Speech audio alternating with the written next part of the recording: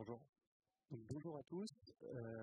Donc copie publique, un point d'étape 2 ans après. Donc moi c'est Jean Coutelinet, je suis de Code Lutin. Et Paul Girard de l'entreprise Western. Donc j'étais déjà venu il y a 2 ans vous présenter copie publique. Donc de quoi on parle copie publique. Donc rapidement déjà, est-ce qu'il y a des gens qui étaient là il y a 2 ans?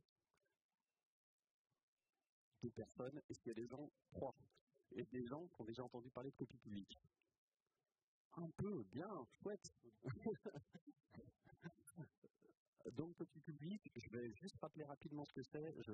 Voilà. Pour l'historique de pourquoi on a fait ça, il faudra revoir les vidéos d'il y a 2 ans. Donc, c'est la répartition démocratique d'une redevance annuelle dont le montant est déterminé par une formule basée sur les états financiers des entreprises et qui bénéficie au libre, que ce soit du logiciel, les communs, voilà, de toutes sortes. Donc, ça a quel intérêt pour les entreprises? Donc, c'est une forme de rémunération indirecte, davantage pour le personnel qui peut faire des dons à des projets qui pourraient pas, auxquels il ne fait pas lui-même. Ça peut être un investissement dans l'outil de travail. On va soutenir des projets qu'on utilise dans l'entreprise pour la pérennité. Voilà, ça a été dit tout à l'heure, des couches basses, voilà, ou autre chose. Voilà, sur lesquels l'entreprise se base, et ça peut être une forme de mécénat aussi pour l'image de l'entreprise, pour la RSE, puisque ce n'est pas forcément des projets que l'entreprise utilise, ça peut être des projets de commun numérique un peu plus larges. Pour les projets, donc il y a plusieurs avantages. Donc déjà c'est une rémunération, parce qu'il y a des projets où les gens sont bénévoles, ou alors ils ont une activité à côté, ils ont des envies de projet, mais ils ne peuvent pas déplacer du temps pour améliorer les choses. Donc c'est une première partie juste rémunération. De la visibilité, puisque quand on fait des dons, on communique dessus, il y a des projets qui ne sont pas forcément très connus, et voilà, ça leur apporte de la visibilité. Et le point qui est à mon sens le plus important, c'est la reconnaissance. J'étais hier sur le stand, il y a des gens à qui on a donné de l'argent et qui venaient nous dire merci de vive voix, parce que ce qu'ils avaient en tête depuis plusieurs années, ils ont pu vraiment le mettre en place, etc. Et enfin, voilà, quelqu'un s'intéresse à leur travail, et ça c'est presque le plus important pour eux finalement. Voilà. Donc quelques exemples.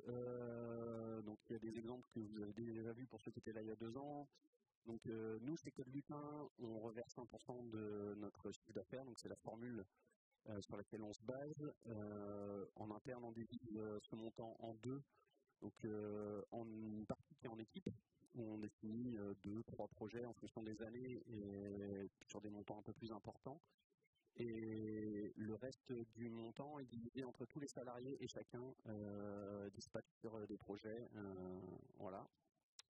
Chez Merit, je crois qu'ils font à peu près de la même manière, mais la formule, c'est 3% de l'excédent net de gestion. Donc c'est un état financier qui est spécifique au scope. Donc, si vous ne savez pas ce que c'est, vous n'êtes pas en scope. Voilà. Et donc XQT qui nous a rejoint, eux, ils ont une formule qui est un peu différente. C'est 1% du chiffre d'affaires récurrent. Donc ils font de la maintenance, etc. Ils ont beaucoup de contrats de support qui font une grosse partie de leur chiffre d'affaires. Et donc la formule est calculée sur ces montants-là. Et pour XQT, si je ne dis pas de bêtises, ils répartissent dans les équipes. Il y a l'équipe marketing, l'équipe de direction, l'équipe de développement, l'équipe support. Ils ont chacun leur partie, ils choisissent chacun. Donc ça permet d'avoir des projets différents. Voilà, et ensuite c'est consolidé au niveau de la direction pour faire tous les montants. Et donc on va repartir des chiffres, puisque l'idée c'était de faire un bilan 2 ans après. Donc les chiffres de 2022, donc on avait 2 entreprises, donc Code Lutin et Merit. Alors j'avais annoncé des chiffres un peu plus hauts au niveau des projets, mais en fait on a des doublonnés, il y avait voilà, des doublons, en gros 64 projets et 85 000 euros voilà, distribués. Et donc on a pu fait un peu montrer au monde ce qu'on voulait faire et communiquer un petit peu. Du coup, on n'est plus tout seul, on a pas mal de monde qui nous a rejoints, ce qui fait qu'on a pu faire x2 sur le nombre de projets soutenus, x2 sur les montants à peu près. Donc on arrive à des montants hyper intéressants, et on est x3 sur le nombre d'entreprises. J'aurais bien aimé rajouter un 0 par rapport à 2 ans, mais on n'y est pas encore, ça arrive petit à petit. Donc c'est super chouette, on est super contents. Donc s'il y a d'autres entreprises qui veulent nous rejoindre, n'hésitez pas, on va faire monter les chiffres pour qu'il y ait de plus en plus de projets libres qui puissent durer dans le temps. Et donc maintenant, je vais passer la parole à Paul qui va faire le retour d'expérience sur Westware, comment il fonctionne. Merci Jean. Donc Westware, on est une petite entreprise de 3 personnes, 3 associés. On fait du développement d'applications web sur mesure pour la visualisation, l'exploration visuelle de données. On est une jeune entreprise, on a 5 ans. Et on a cette culture du livre qui est parmi nous depuis toujours, qui est vraiment au cœur de notre entreprise. Et donc la question de redonner au projet livre était présente dès le départ pour nous. Et il se trouve que par un alignement de planète parfait, quand on a commencé à se poser la question comment on allait faire, on a vu Code Lutin communiquer sur Copie Publique et on a juste rejoint l'initiative de suite. Donc 2 mots sur quels sont nos choix à nous. Donc c'est important de savoir que quand vous rejoindrez Copie Publique, vous pourrez choisir les formules qui sont adaptées à votre organisation. Donc nous, on a choisi la même formule que Code Lutin, 1% du chiffre d'affaires, parce que notre business c'est surtout de la vente de services. Et donc c'est une bonne façon de définir une partie de notre revenu commercial, de le reverser. Ça nous convient parfaitement. Pour le choix, le mode de démocratie interne, on est 3, donc pour nous c'est l'unanimité, c'est assez facile. Voilà, j'imagine bien que ça ne peut pas marcher partout, mais nous c'est ça qu'on a fait. Et donc, comme je l'ai dit juste avant, pour nous, le Code Public nous offre un cadre pour gérer cette activité de don qui est importante pour nous. On s'appuie sur toutes les réflexions qui sont faites en interne dans le Code Public pour savoir comment faire ça correctement. Et puis surtout, on a vraiment cette impression de ne pas être seul et de participer à un mouvement plus large que simplement nos 3 petites personnes de notre petite entreprise et de justement échanger avec Code Lutin et les autres membres pour, on a l'impression de peser un peu plus sur essayer de construire un monde commun numérique meilleur pour l'avenir. Je vais prendre un petit peu de temps pour parler de ça. On s'est posé pas mal la question de, donc on prend 1% de la chiffre d'affaires et on le donne. Mais à qui? Quel projet?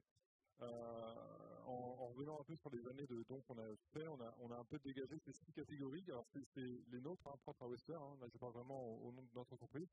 Encore une fois, chaque entreprise est libre de faire exactement comme il l'entend. Donc voilà, parmi ces 6 catégories, je pense que ça peut vous donner une idée d'un peu de comment on réfléchit à ce problème. Donc les premières catégories, c'est ce qu'on a appelé les jeunes projets à soutenir. Là, c'est des projets récents, des nouvelles librairies. Ça peut être par exemple des forks de projets existants et qui sont tout neufs et on dit qui sont importants pour nous et on dit il faut particulièrement les soutenir au début pour pérenniser leur projet à ce moment critique qui est le moment où ça débute. Le deuxième, c'est les pierres angulaires. Donc c'est vraiment les projets qui sont fondamentaux pour notre activité. Alors qui peuvent être justement des projets plutôt en couche basse, des choses auxquels on ne porte pas forcément attention tellement ils sont là tout le temps, un peu cachés. Donc par exemple des OS comme Debian ou des serveurs web, des applis qu'on utilise tout le temps mais auxquels on ne pense pas forcément et pourtant notre business repose totalement dessus. Troisième catégorie, l'utilisation fréquente. Donc là c'est les logiciels qui sont dans notre quotidien, qui ne sont pas forcément fondamentales pour ce qu'on fait. Par exemple GIMP, LibreOffice, Thunderbird, ce genre de projets qui sont là sur toutes nos machines et qui nous aident, qui n'ont pas un rapport direct avec notre activité, mais qui sont vraiment notre boîte à outils du quotidien. La quatrième, c'est ce que j'aime beaucoup cette catégorie-là, c'est la dépendance de Save My Day. Donc ça c'est vraiment, vous êtes dans un projet, vous avez un problème nouveau, vous n'aviez pas eu jusqu'ici, qui n'est pas forcément critique pour l'ensemble de votre projet, mais n'empêche que vous tombez sur la librairie qui vous aide ce jour-là et qui vous fait gagner 2 jours de développement. Voilà, ça souvent c'est des petites choses, des petites librairies. Par exemple, PDF.js qui vous permet de faire un lecteur de PDF dans un site web très facilement, m'a sauvé par exemple dans un projet. Donc, moi j'aime bien garder cette idée-là de vraiment merci quoi. Merci aux développeurs de m'avoir fait gagner tout ce temps. Même si j'ai pu bénéficier gratuitement, voilà, un retour là-dessus. Les deux dernières, là, on s'éloigne un peu du business, de notre activité, pour aller plus sur ce qu'on pense est important socialement. Donc, il y a les biens communs importants. Donc, là, les ressources libres de droit, alors, autant en open data, beaucoup en open data, comme OpenStreetMap, parce qu'on fait de la cartographie. Donc, on utilise OpenStreetMap souvent dans ces projets-là. Et puis, Wikidata, par exemple, c'est aussi des projets qu'on est amené à mobiliser dans notre activité.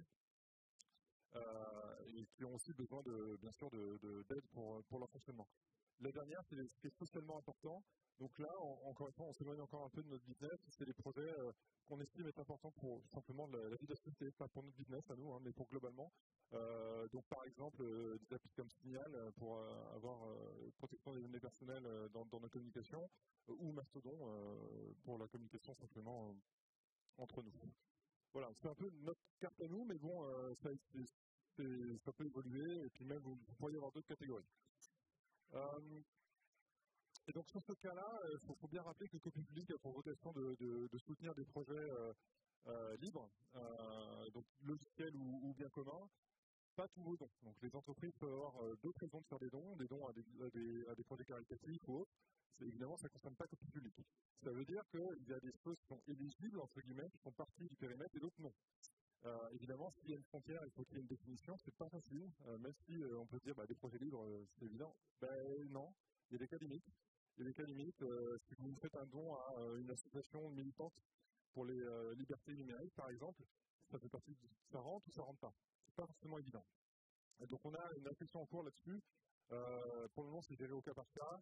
Et je pense moi je me dis que c'est en interne pour qu'on essaie d'éclaircir ce mode de décision, c'est une discussion sur comment on définit ça plus clairement. Voilà. Aujourd'hui, c'est vraiment chaque année on fait de la peer review, quoi. Voilà, donc rejoignez-nous. Le but du jeu, donc nous on n'est pas en fait, on était convaincus avant de rejoindre Copie Publique. Le but du jeu, c'est vraiment de faire venir des entreprises qui n'ont pas forcément une culture du livre parmi l'ensemble de leur staff. Il y a le site copiepublic.fr qui décrit tout ce qu'on vient de vous raconter. Si ça vous intéresse, si vous avez des questions, il y a le stand en B01 ici toute la journée. Et surtout, il y a un salon Matrix. Si vous voulez nous rejoindre, il suffit de venir discuter avec nous sur le salon Matrix. Et en gros, il faut choisir votre formule de combien vous donnez, comment vous le répartissez en démocratie. Et puis voilà. Après, vous faites vos déclarations en faisant une pull request sur un dépôt et c'est parti. Question, pourquoi n'êtes-vous pas déjà à Copie Publique?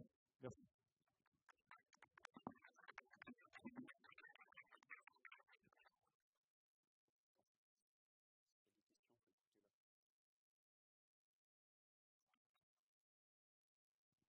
Première question. Moi, j'ai pensé à ça parce qu'on finance avec Amaïs des projets sur des plateformes comme Libérappel et des choses comme ça. Mais du coup, moi, c'est le concept de formule. Ça ne peut pas être une formule par rapport à mon chiffre d'affaires. Moi, du coup, je ne fais pas de l'IT, en fait, je fais de l'assurance. Donc, comment tu peux trouver des formules alternatives, en fait, pour essayer d'aller sur des boîtes qui ne sont pas des boîtes liées à l'IT, plus généralistes, en fait? Alors, quand on dit une formule, on dit sur des états financiers, mais ce n'est pas forcément sur un chiffre d'affaires ou quoi que ce soit. Ça peut être, tu pourrais dire par rapport au nombre de clients. Tu pourrais dire, je reverse 10 centimes parce que vous avez plein de clients. Donc voilà, tu dis, je mets 10 centimes par client. La formule, en soi, elle pourrait être peu importe, en fait. C'est pas forcément par rapport au chiffre d'affaires. L'idée de la formule, c'est d'avoir, de ne pas se poser de questions tous les mois. De dire, je donne 1000 euros, je donne 2000 euros, combien je donne? Qu'est-ce qui est juste par rapport à mon... On met une formule et ça sert tous les ans. Tu vois, nous, 10 centimes sur un client, on fait 400 000 euros. Non, mais c'est bien. Ça va être dur à vendre. Non, mais ça pourrait être un centime, peu importe, en fait. En soi, la formule, elle a pas d'intérêt que de donner un montant.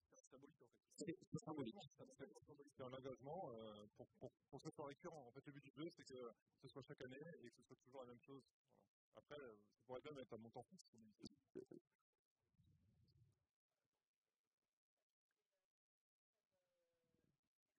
Ou la maïs, en fait, ça peut être aussi des montants par salarié ou des montants par équipe.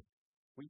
Donc, ça peut être dans ton équipe, c'est 500 € par salarié. N'importe quoi, qui bosse sur le. Voilà. Et là, du coup, c'est toujours un montant fixe, même si évidemment il y a une variabilité, parce que l'équipe a une variabilité, mais au moins, il y a un dénominateur, il y a quelque chose qui peut rester d'année en année. Ouais. Il y a un fonds américain d'ailleurs qui propose, qui est très formulaire avec le public, qui propose cette formule-là. C'est $2000 par ingénieur.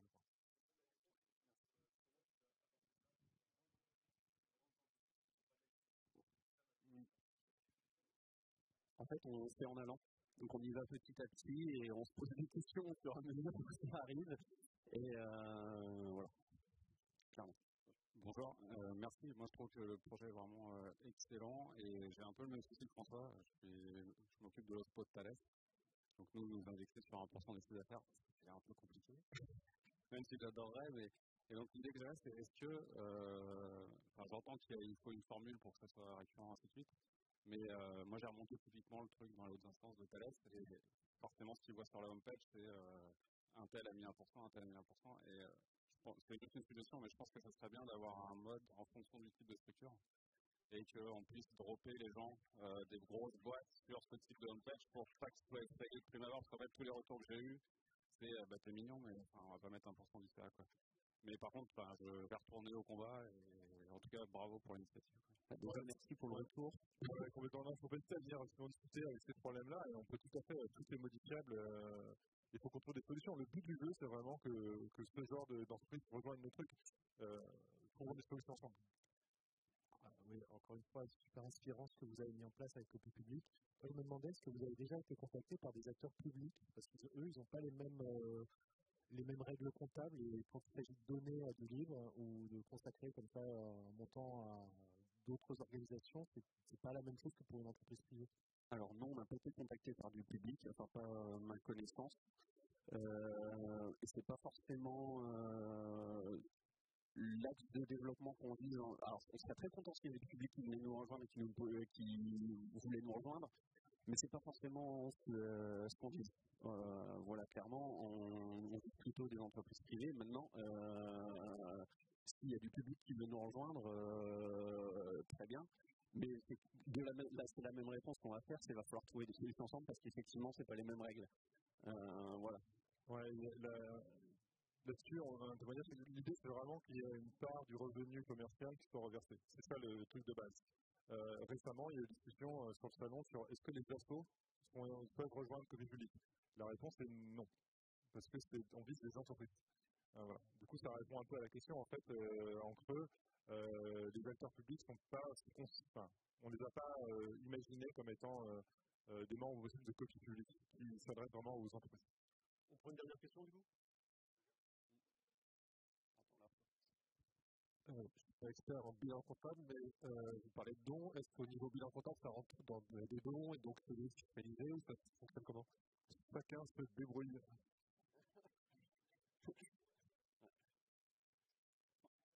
Copie Publique, je rends un label. Après, chaque entreprise a sa propre gestion. Voilà. Nous, on ne fait rien. On fiscalise rien. Non plus, je crois pas que ce soit. En fait, ça dépend à qui donne. En fait, des fois, il y en a qui te donnent un reçu, etc. Et de base, tu peux le mettre en don, voir avec le comptable, voilà. Mais clairement, c'est pas l'objectif premier, en fait. Donc après, en fonction de la structure, peut-être que ça peut fonctionner, il faut voir avec le comptable.